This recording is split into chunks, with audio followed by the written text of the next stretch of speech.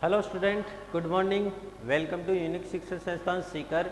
मैं गोकुल आज आपके लिए इस वीडियो में लेके आया हूँ क्लास 9th विज्ञान विषय का चैप्टर हमारा जो है वो थर्ड चल रहा था, परमाणु व अणु। तो उसके बारे में हम चर्चा कर रहे थे। हमने पिछला वीडियो था उसमें अणु के बारे में पढ़ा था, अणु के जो प्रकार है जिसमें तत्वों के अणु और यौगिकों के अणु, उसको अच्छे से समझा। और आज ये इस वीडियो का पार्ट जो सीरीज का 6वां पार्ट है, और इस पार्ट में हम जो पढ़ने वाले हैं वो हम पढ़ेंगे आयन के बारे में। तो सामान्यतः आयन क्या होते हैं, वो कितने प्रकार के होते हैं, उसको हम अच्छे से जानने वाले हैं। अब बात आती है आयन की कि भाई आयन क्या होते हैं। तो हम बोल सकते हैं आवेशित परमाणु या अणु क्या कहलाते हैं, आयन कहलाते हैं। आवेशित परमाणु या अणु, तो हम क्या लिख सकते हैं,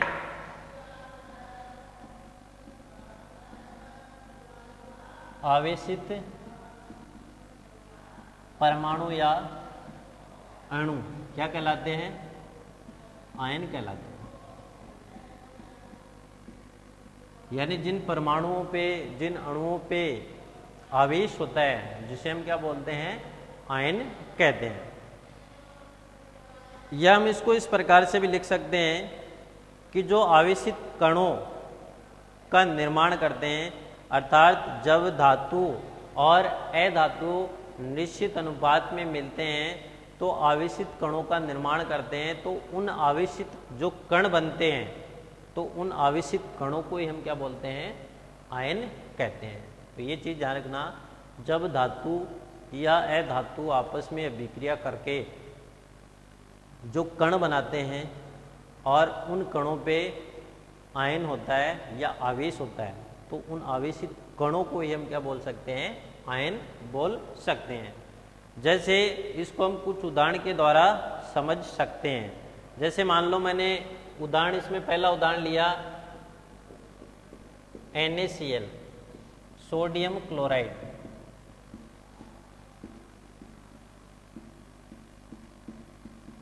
सोडियम क्लोराइड। अब हमने इस सोडियम क्लोराइड के उदाहरण के द्वारा हम इसको समझ सकते हैं। अब हमें पता है कि भाई सोडियम क्लोराइड जो है उसमें सोडियम और क्लोरीन,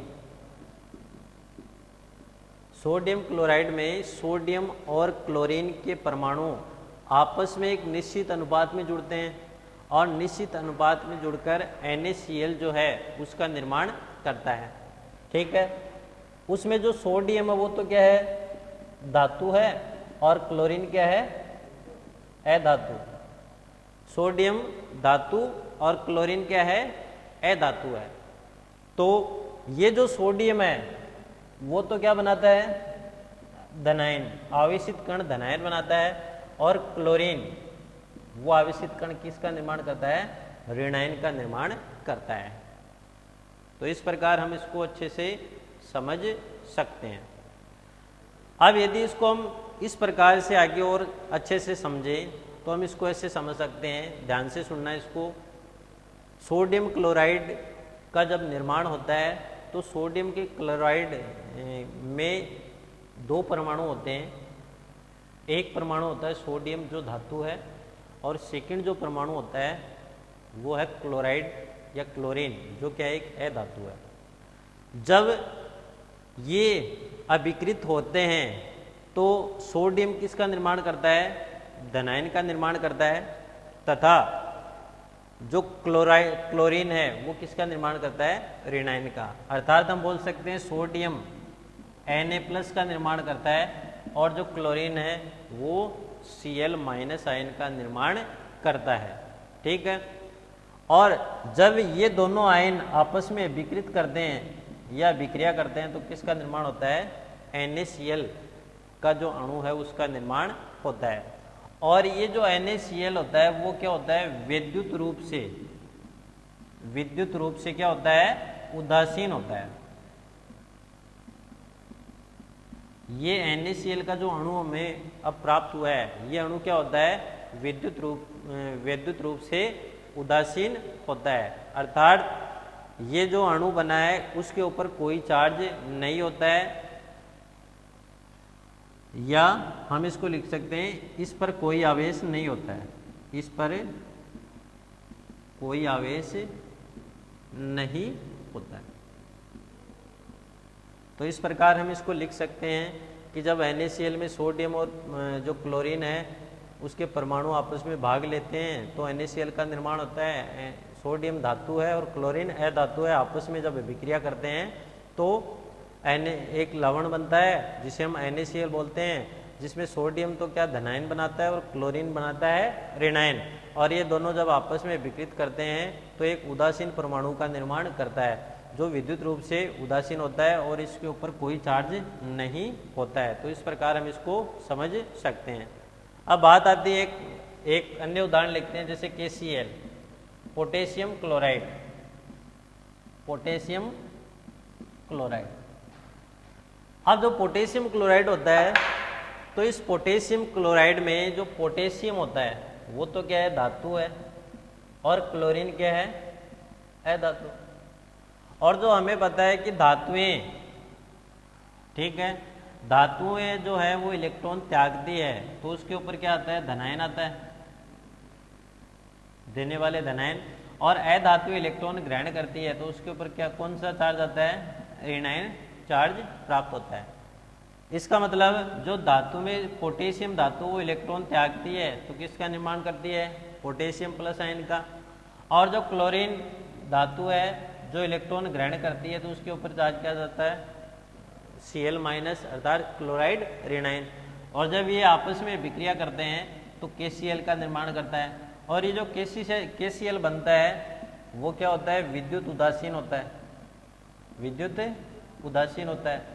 और विद्युत उदासीन है इसका मतलब इसके ऊपर कोई चार्ज या कोई आवेश नहीं है, कोई आवेश या कोई चार्ज इसके ऊपर नहीं है, अर्थात ये विद्युत रूप से क्या होता है, उदासीन होता है। तो इस प्रकार हम इन उदाहरणों के द्वारा इसको समझ सकते हैं।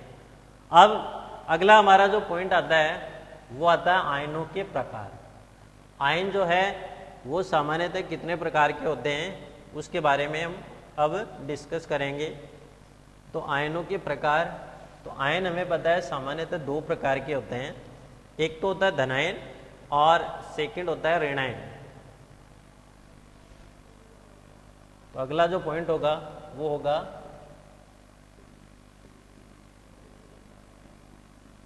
आयनों के प्रकार।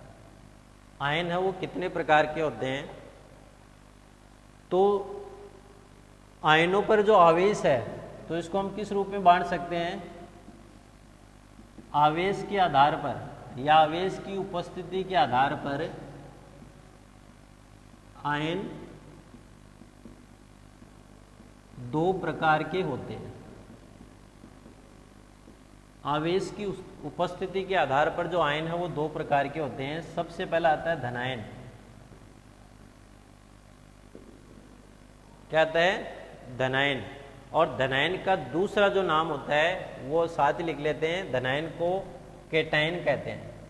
केटायन किस नाम से पुकारा जाता है, केटायन से भी धनायन जो है उसको पुकारा जाता है। अब बात आती है कि भाई धनायन है उसको कैसे परिभाषित करें, तो हम इसको ऐसे लिख सकते हैं, वे आयन जिनके ऊपर क्या हो, धनावेश हो। तो वे आयन जिसके ऊपर धनावेश हो या वे कण जिसके ऊपर धनावेश हो उसे हम क्या बोलते हैं, धनायन कहते हैं। वे कण जिस पर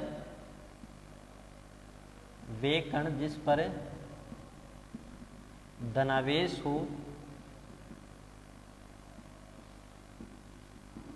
धनायन कहलाते हैं। जिन कणों के ऊपर क्या हो, धनावेश हो उसे धनायन बोलते हैं, या इसका सेकंड जो नाम है वो हम क्या बोल सकते हैं, केटायन इसको हम कह सकते हैं। जैसे उदाहरण के द्वारा इसको समझते हैं, जैसे सोडियम आयन, सोडियम आयन। उसके बाद में जैसे potassium, hydrogen, magnesium,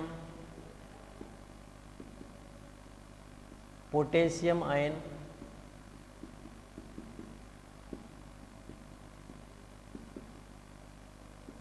hydrogen ion, फिर जैसे लिख दिया मैग्नीशियम आयन,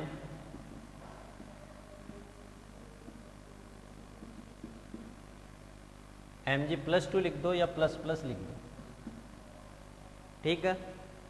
अब देखो इसके ऊपर हम कैसे लिख सकते हैं, सोडियम, सोडियम के एक धातु है, सोडियम के ऊपर धनावेश होने के कारण ये किसका निर्माण करता है, सोडियम धनावेश का या धनायन का निर्माण करता है, ठीक है। तो सोडियम के ऊपर धनावेश है, इसलिए क्या हो गया, सोडियम धनायन। इसी प्रकार पोटेशियम, पोटेशियम के ऊपर क्या है, धनावेश है, तो ये क्या हो गया, पोटेशियम आयन हो गया। हाइड्रोजन, तो हाइड्रोजन के ऊपर कौन सा चार्ज है, धनावेश, इसलिए कौन सा हो गया, धनायन हो गया। उसके बाद में मैग्नीशियम आयन, तो मैग्नीशियम में, मैग्नीशियम का जो परमाणु उसके ऊपर 2 धनावेश है, तो इसलिए कौन सा आयन हो गया, मैग्नीशियम धनायन जो है वो हो गया। अब बात आती है ऋणायन, या इसको बोलते हैं एनायन, ऋणायन या एनायन। तो सेकंड है ऋणायन या एनायन। तो इसको यदि हम परिभाषित रूप से इसको परिभाषित करें, तो हम परिभाषा है वो किस प्रकार से इसको कर सकते हैं। तो यही परिभाषा जो हमने ऊपर लिखी, जस्ट इसका विपरीत कर दें, तो वे कण जिस पर ऋणावेश हो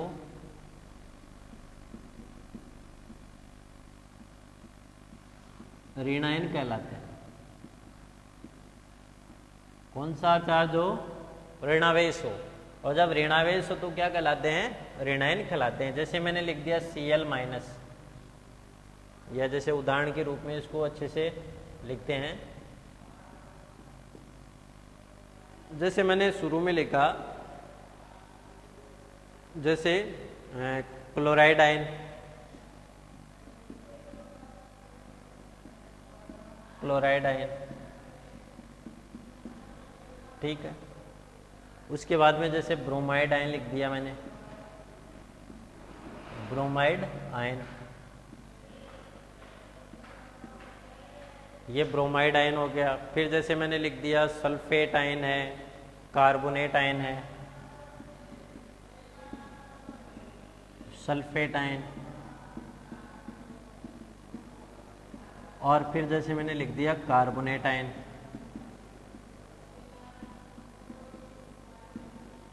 ठीक है। अब इसमें देखो क्लोराइड आयन, ये क्लोरीन का परमाणु है, ठीक है। इस क्लोरीन के परमाणु के ऊपर कौन सा चार्ज है, ऋणावेश है, इसलिए क्या हो गया, क्लोराइड का ऋणायन हो गया। इसी प्रकार जो ब्रोमीन है, तो ब्रोमीन के ऊपर ऋणावेश है, तो ब्रोमीन के ऊपर ऋणावेश होने के कारण ये कौन सा हो गया, ब्रोमाइड ऋणायन हो गया या ब्रोमाइड आयन हो गया।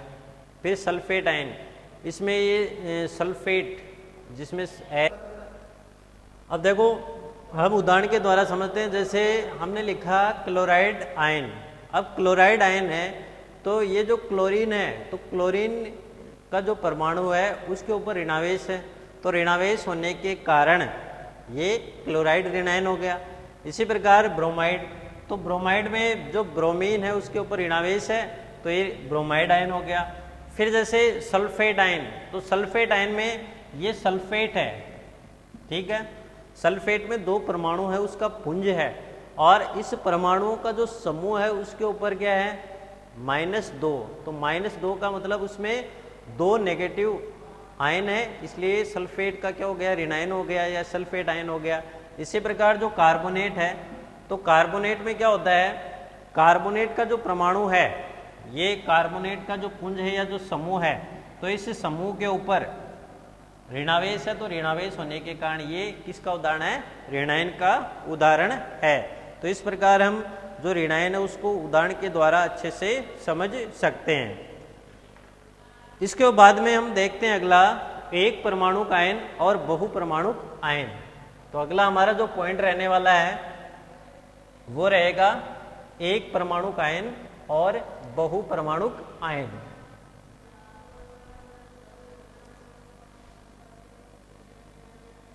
एक परमाणुक आयन व बहु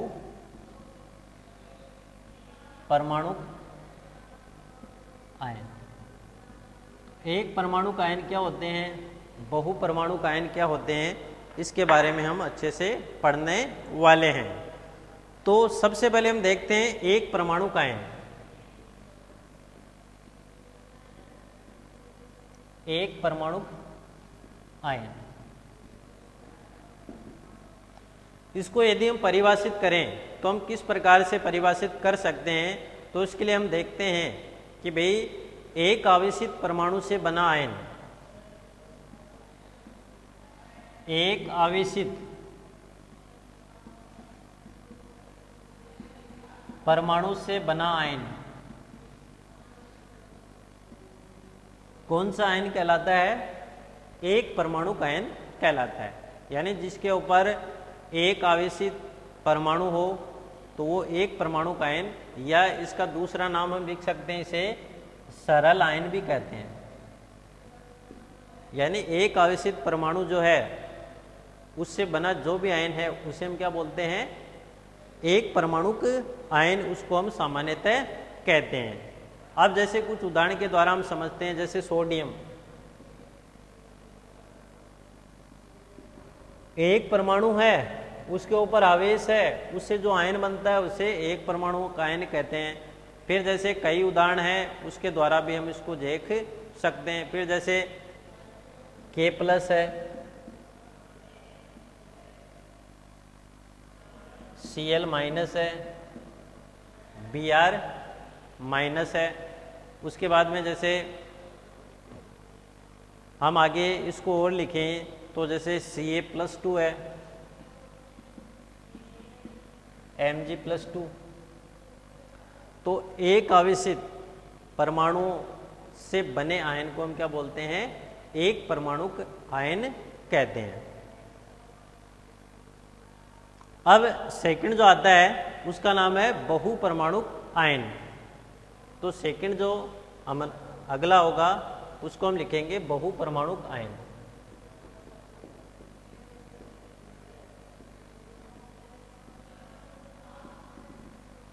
तो बहुपरमाणुक आयन होते क्या हैं, इसको हम किस प्रकार से परिभाषित कर सकते हैं, तो इसको यदि हम लिखना चाहें तो हम लिख सकते हैं कि परमाणुओं का समूह है जिस पर नेट आवेश विद्यमान हो। परमाणुओं का समूह है जिस पर नेट आवेश विद्यमान हो, जिस पर कुल नेट आवेश विद्यमान हो, क्या कहलाते हैं, बहुपरमाणुक आयन कहलाते हैं। यानी परमाणुओं का वह समूह जिस पर नेट आवेश विद्यमान हो, कौन से आयन कहलाते हैं, बहुपरमाणुक आयन कहलाते हैं। जैसे कुछ उदाहरण देखते हैं, जैसे सल्फेट आयन,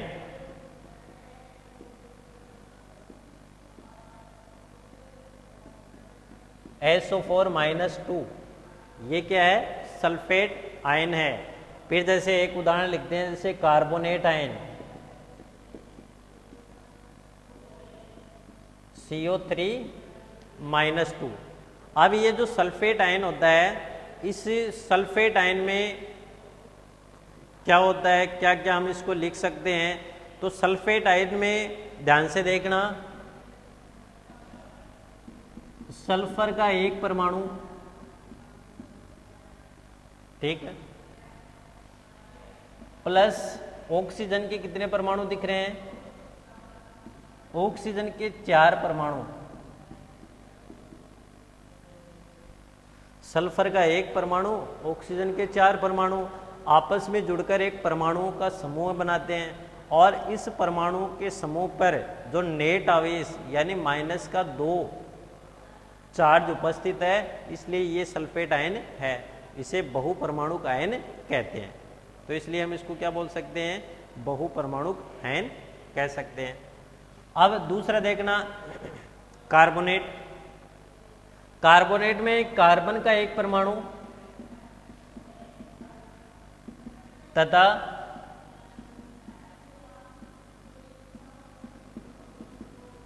ऑक्सीजन का 3 परमाणु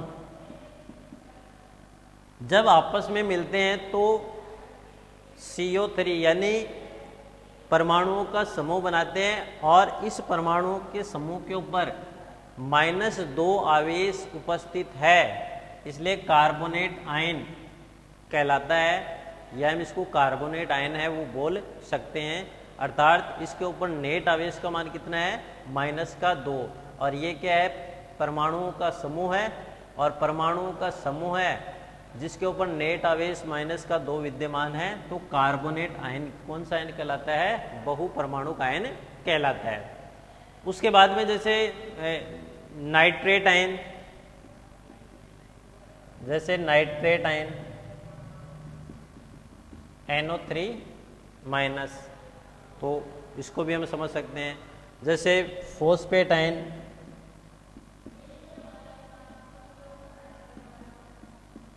PO4-2। अब इसमें देखो नाइट्रोजन का कितने परमाणु, नाइट्रोजन का एक परमाणु तथा ऑक्सीजन के 3 परमाणु जब आपस में मिलकर एक परमाणुओं का समूह बनाते हैं और इस परमाणु के समूह पे नेट आवेश -1 है, इसलिए जो नाइट्रेट आयन है वो कौन सा आयन कहलाता है, बहुपरमाणुक आयन कहलाता है। अब बात आती है फॉस्फेट आयन की, तो फॉस्फेट आयन में जो फॉस्फोरस होता है P का एक परमाणु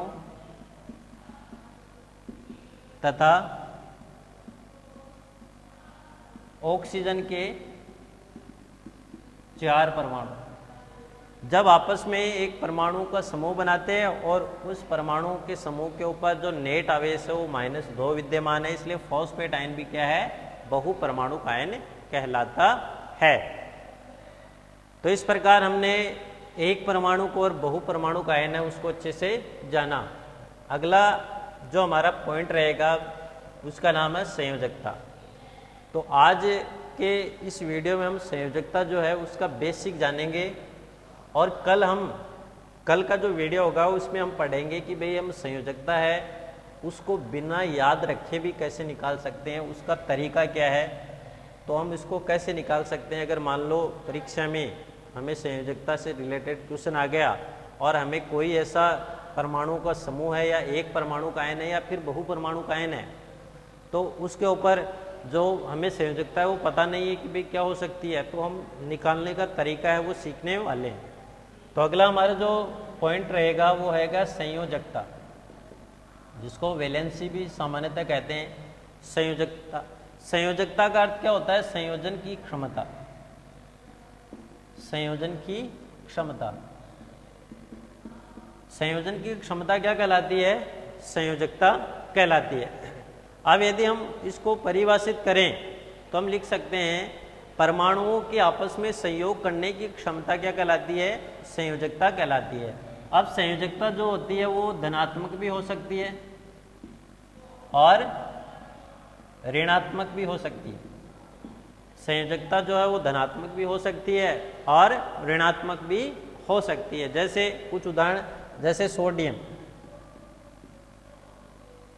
सोडियम आयन, उसकी यदि संयोजकता लिखे Na+, तो संयोजकता क्या होगी, +1। इसी प्रकार जैसे मैंने लिख दिया क्लोराइड आयन Cl-, तो इसको हम ऐसे लिख सकते हैं, इसकी संयोजकता -A। तो सोडियम आयन +1 और क्लोराइड आयन -1, तो संयोजकता जो है वो धनात्मक भी हो सकती है और ऋणात्मक भी हो सकती है। फिर हमें इसमें ये पता है कि भाई कोई भी परमाणु है, उस परमाणु की हम संयोजकता को आसानी से ज्ञात कर सकते हैं। ज्ञात करने का जो तरीका है वो क्या रहने वाला है उसको हम देखने वाले हैं।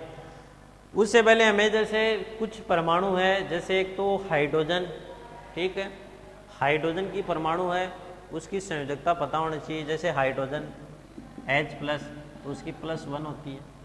इस प्रकार जैसे ऑक्सीजन है O2 माइनस, उसकी माइनस की 2 होती है। फिर जैसे क्लोरीन है तो क्लोरीन की संयोजकता होती है माइनस की 1। तो इस प्रकार हमें कुछ परमाणु है, जैसे हाइड्रोजन है, ऑक्सीजन है, क्लोरीन है, तो इनके बारे में यदि हमने संयोजकता याद रख ली तो हम कई परमाणु ऐसे आएंगे जिनकी हमें पता ही नहीं है, तो उनकी हम संयोजकता को कैसे निकाल सकते हैं, तो वो तरीका है, उसके बारे में भी हम चर्चा करने वाले हैं। फिर जैसे मान लो, और एक जो मुख्य आपको बात ध्यान में रखनी है, इम्पोर्टेंट जो प्रमुख है, जिसकी हमने पहले भी चर्चा की थी, कि कोई भी यौगिक जो होती है, यौगिक जब भी बनता है, यौगिक वैद्युत रूप से उदासीन होता है। जो भी यौगिक बनेगा वो वैद्युत रूप से क्या होता है, उदासीन होता है। अर्थात हम इसको बोल सकते हैं, अर्थात उस पर नेट आवेश का मान, अर्थात उस पर नेट आवेश का मान क्या होता है, 0 होता है। तो एक तो ये लाइन और एक ये, अगर ये दोनों बातें हमें ध्यान में रखी कि जब भी कोई भी यौगिक बनता है वो वैद्युत रूप से उदासीन होगा। उदासीन का मतलब उसके ऊपर किसी प्रकार का चार्ज नहीं होता है। जैसे हमने देखा Na+ और Cl-, ये आयंस हैं, इनके ऊपर चार्ज है, लेकिन जब ये आपस में मिलते हैं NaCl बनाएगा, तो इस NaCl विद्युत रूप से उदासीन होता है, किसी प्रकार का चार्ज नहीं होता है। और ये जो आवेश होता है तो उसके ऊपर जो नेट आवेश होता है उसका मान क्या होता है, 0 होता है। तो इस प्रकार हम इन बातों को फॉलो करते हुए जो संयोजकता है उसकी हम किस प्रकार से गणना कर सकते हैं, तो हम इसको अच्छे से पढ़ने वाले हैं। अब एक इसमें आपको ध्यान रखना है कि जो संयोजकता होती है, संयोजकता होती है, उसको वर्तमान में संयोजकता के स्थान पर एक शब्द यूज किया जाता है, ऑक्सीकरण अवस्था। ऑक्सीकरण अवस्था। अब चाहे संयोजकता बोल दो या ऑक्सीकरण अवस्था, हम कह सकते हैं वर्तमान में इसका यूज ज़्यादा किया जाता है। जैसे क्वेश्चन आता है, निम्न में से NaCl में NaCl की संयोजकता ज्ञात करो, या आजकल क्या आता है कि NaCl में Na की ऑक्सीकरण अवस्था कितनी होती है वो ज्ञात करो। तो इस प्रकार हम संयोजकता है उसको ऑक्सीकरण अवस्था उसके नाम से भी जान सकते हैं। तो हम यदि इसको परिभाषित करें, संयोजकता को हमने पीछे भी किया, यदि इसकी मुख्य जो परिभाषा हम याद रखना चाहे तो हम रख सकते हैं कि किसी परमाणु के, ध्यान से सुनना, किसी परमाणु के बाह्यतम कोश में उपस्थित, किसी परमाणु के बाह्यतम कोश में उपस्थित परमाणुओं की संख्या या इलेक्ट्रॉन की संख्या को हम उस तत्व की क्या बोलते हैं, संयोजकता कहते हैं। जैसे एक छोटा सा उदाहरण के द्वारा भी इसको हम अच्छे से समझ लेते हैं। जैसे कोई भी परमाणु है, जैसे मान लो मैंने बात करी ली Na, इसका परमाणु क्रमांक 11 होता है, तो इसका इलेक्ट्रॉनिक विन्यास जब हम लिखते हैं 2p6 और 3s1, तो इसमें 2, इसमें 8 इलेक्ट्रॉन और इसमें 1 इलेक्ट्रॉन है। तो हमने क्या दिखा कि किसी परमाणु के बाह्यतम कोश यहाँ 3s वाला है, किसी परमाणु के बाह्यतम कोश में उपस्थित इलेक्ट्रॉन की संख्या उस तत्व की संयोजकता कहलाती है। तो इस बाह्यतम कोश में कितने इलेक्ट्रॉन है, 1 इलेक्ट्रॉन। तो Na की जो संयोजकता है वो क्या हो जाएगी, 1 हो जाएगी। अब 1 प्लस होगी या माइनस होगी वो उसके ऊपर डिपेंड करता है। Na जो है उसके बाह्यतम कोश में एक अतिरिक्त इलेक्ट्रॉन है, तो ये अतिरिक्त इलेक्ट्रॉन जब किसी अन्य परमाणु को देता है तो उसके ऊपर चार्ज आएगा प्लस। और यदि कोई परमाणु है वो अन्य परमाणु से इलेक्ट्रॉन ग्रहण करता है, जैसे मान लो क्लोरीन है, तो क्लोरीन के बाह्यतम कोश में इलेक्ट्रॉन कितने होते हैं, 7 होते हैं। और 7 यानी उसको अष्टक पूरा करने के लिए कितने इलेक्ट्रॉन चाहिए, 8 चाहिए। अब 8 चाहिए तो 1 इलेक्ट्रॉन किसी अन्य परमाणु से ग्रहण करेगा और अपना अष्टक पूर्ण कर लेगा, इसलिए इसकी संयोजकता क्या होती है, माइनस होती है। तो इस प्रकार ये आज का जो वीडियो रहा है, तो उसमें हमने जो संयोजकता है उसके बारे में अच्छे से जाना। उसके बाद में जैसे एक परमाणु को और बहु परमाणु का आयन है उसको अच्छे से जाना। फिर हमने आयनों के जो प्रकार है उसको अच्छे से पढ़ा। और कल का जो हमारा वीडियो रहने वाला है उस वीडियो में हम जो पढ़ेंगे वो कोई भी जैसे यौगिक है उसकी हम संयोजकता की निर्धारण कैसे कर सकते हैं उसके बारे में अगले वीडियो में हम चर्चा करेंगे।